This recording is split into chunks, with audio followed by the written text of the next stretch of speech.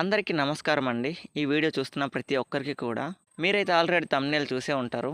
ఈరోజు ఈ వీడియోలో చాలామంది రైతులకు ఉన్న డౌట్ గురించి ఒక్కసారిగా మాట్లాడుకుందాం. పామాయిల్ మొక్కకు ఒక్కసారి నీరు పెడితే ఎన్ని రోజులు బతుకుతుంది? నీరు తక్కువైతే నిజంగా దిగుబడి అనేది తగ్గుతుందా? ఎంత నీరు పెట్టాలి?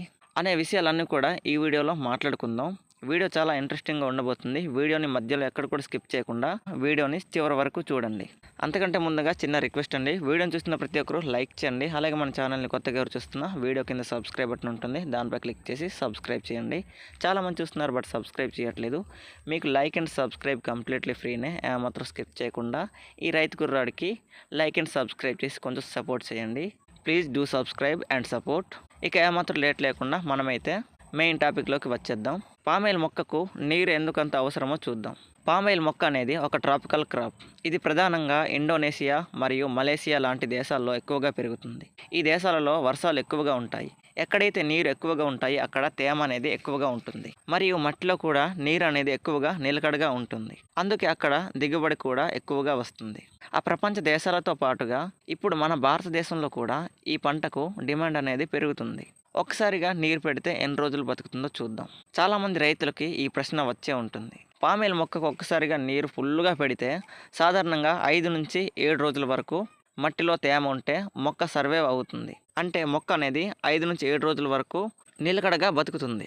ఇంకా చల్లని వాతావరణంలో అయితే 7 నుంచి 10 రోజుల వరకు కూడా తట్టుకోగలదు. అంటే ఇక్కడ మీరు ముఖ్యంగా ఆలోచించుకోవాల్సిన విషయం ఏమిటంటే ఈ మొక్క బతకడం అనేది ఆ మట్టి మీద మరియు ఆ చుట్టుపక్కల వాతావరణం మీద మరియు మొక్క వయసు మీద ఆధారపడి ఉంటుంది. ఇప్పుడు నీరు లేకపోతే ఏమవుతుందనేది చూద్దాం. నీరు తక్కువైతే గెలలు అనేవి చిన్నగా వస్తాయి. దిగుబడి అనేది తగ్గుతుంది. మొక్క స్ట్రెస్ అవుతుంది. స్ట్రెస్ అంటే ఏమిటంటే మనం వేసవిలో ఫ్యాన్ గాలి లేక లేదా ఏసీ లేక లేదా కూలర్ లేక ఏ విధంగా ఉక్కిరిబిక్కిరి అయిపోతామో ఈ మొక్కకు కూడా ఆ విధంగానే స్ట్రెస్ అవుతుంది. అంటే నీరు లేకపోతే ఆ విధంగా మొక్కకైతే ఉండడం అయితే జరుగుతుంది. ఓకే, పండ్లు అనేవి పడిపోతాయి. రైతుకి ఈ విధంగా నష్టమైతే వస్తుంది. కొన్ని సందర్భాల్లో 30% వరకు దిగుబడి అనేది తగ్గిపోతుంది. అందుకే నీటి నిర్వహణ అనేది చాలా ముఖ్యం. అందుకే పామాయిల్కి నీరు అనేది కీలక పాత్ర వహిస్తుంది. ఒక మొక్కకు నీరు అనేది ఎంత అవసరం చూద్దాం. పామాయిల్ మొక్క పెద్దదైన తర్వాత రోజుకు 200 నుంచి 300 లీటర్లు అనేది నీరు అవసరం. డ్రిప్ ఇరిగేషన్ వాడితే నీరు అనేది ఆదా అవుతుంది. దిగుబడి అనేది పెరుగుతుంది. మనకి ఖర్చు అనేది కూడా తగ్గుతుంది. ప్రభుత్వం కూడా ఇప్పుడు డ్రిప్ ఇరిగేషన్కి సబ్సిడీ ఇస్తుంది. మేమైతే రీసెంట్గానే అప్లై చేసాము. మాది ప్యూర్ ఎస్టీ కేటగిరీ కాబట్టి ఇంకా చాలా బాగా సబ్సిడీ అనేది మాకు గవర్నమెంట్ నుంచి రావడం అయితే జరిగింది.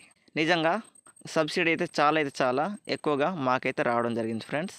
ఈ మధ్యనే మేమైతే ఈ డ్రిప్ గురించి అప్లై చేయడం అయితే జరిగింది మా గ్రామ పంచాయతీ సచివాలయంలో. ఇప్పుడైతే ఈ పామాయిల్ అనేది భవిష్యత్తులో ఎందుకంత ముఖ్యమైన పంటగా మారబోతుందనేది చూద్దాం. మన దేశంలో ఎడిబుల్ ఆయిల్ అనేది ఎక్కువగా దిగుమతి అవుతుంది. అంటే వేరే దేశం నుంచి ఈ ఎడిబుల్ ఆయిల్స్ అనేవి మనము దిగుమతి చేసుకుంటున్నాం. అందుకే ఈ ప్రభుత్వం అనేది ఈ పంటను ప్రోత్సహిస్తుంది. ఈ పంట వల్ల ఎక్కువ ఆదాయం 25 నుంచి 30 సంవత్సరాలలో దిగుబడి అనేది మన చేతిలోనే ఉంటుంది. స్థిరమైన మార్కెట్ కూడా ఉంటుంది. అందుకే చాలామంది రైతులు కూడా ఈ పంట వైపు వెళ్తున్నారు. అందుకే ఫ్రెండ్స్, ఈ పామాయిల్ పంటకు నీరు అనేది చాలా అవసరం. నీరు ఉంటేనే మంచి లాభం వస్తుంది. లేకపోతే మనకు నష్టం అనేది చేకూరుస్తుంది ఈ పామాయిల్ పంట అనేది.